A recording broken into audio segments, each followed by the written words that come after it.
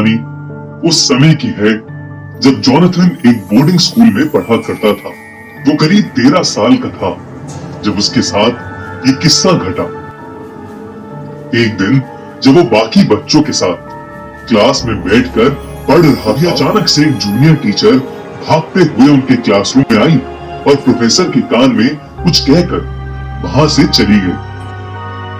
Professor ने अपना session उस दिन के लिए वहीं खत्म कर दिया और सभी बच्चों को बताया कि स्कूल के पास वाली बिल्डिंग में कुछ ऐसा हुआ है जिसकी वजह से पूरे स्कूल का लॉकडाउन कर दिया गया और किसी भी स्टूडेंट को अपने हॉस्टल या स्कूल प्रेमिसेस से बाहर निकलना अलाउड नहीं है। असल में स्कूल के पास वाली बिल्डिंग में एक पागल सीरियल किलर ने कुछ लोगों का मर्डर कर दिया था और वो स्कूल के आसपास ही घूम रहा था। इसलिए जब तक पुलिस उस सीरियल किलर को नहीं ढूंढ लेती तब तक पुलिस ने स्कूल को बंद करवा दिया था। उस सीरियल किलर ने जिन भी लोगों को मारा था उनका दाहिना हाथ उनकी बॉडी से गायब था। ये सारी बातें स्कूल के गार्ड ने एक सीनियर को बताई जिसने पूरे स्कूल में इस बात का ढिंढोरा पीट दिया। ये बात जानकर स्कूल के सभी बच्चे बेहद डरे हुए थे।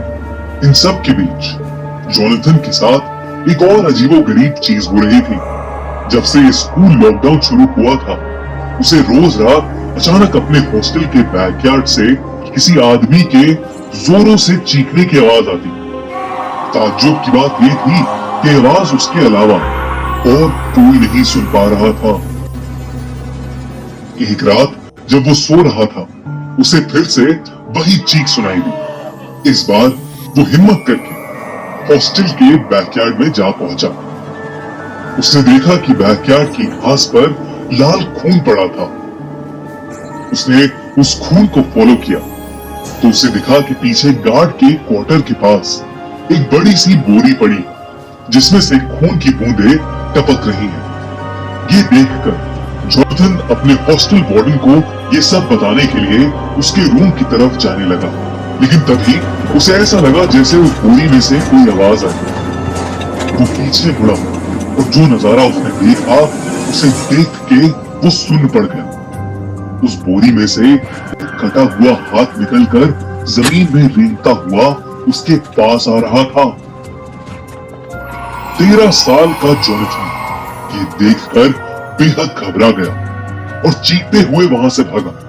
कुछ ही देर में उसे ऐसा लगा कि जैसे वो बोरी उन सभी कटे हुए हाथों से भरी है जिनको उस सीरियल किलर ने मारा था और सभी हाथ रेंगते हुए उसके पीछे आ रहे हैं।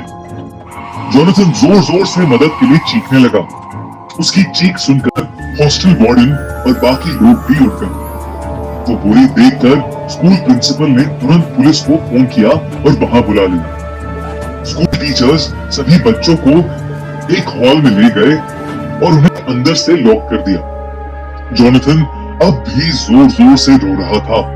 कुछ ही देर में पुलिस वहां पहुंच गई और उन्होंने उस सीरियल किलर को ढूंढ निकाला जो स्कूल में ही एक क्लासरूम में छुपा हुआ था।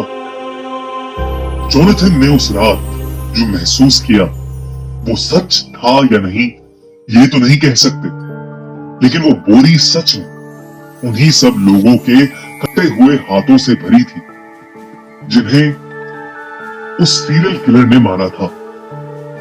उस दिन के बाद से स्कूल का रूटीन तो नॉर्मल हो गया, लेकिन जॉनथन को आज भी वो खौफनाक सपना आता है जहां एक कटा हुआ हाथ रेंगते हुए उसके पास आ रहा है।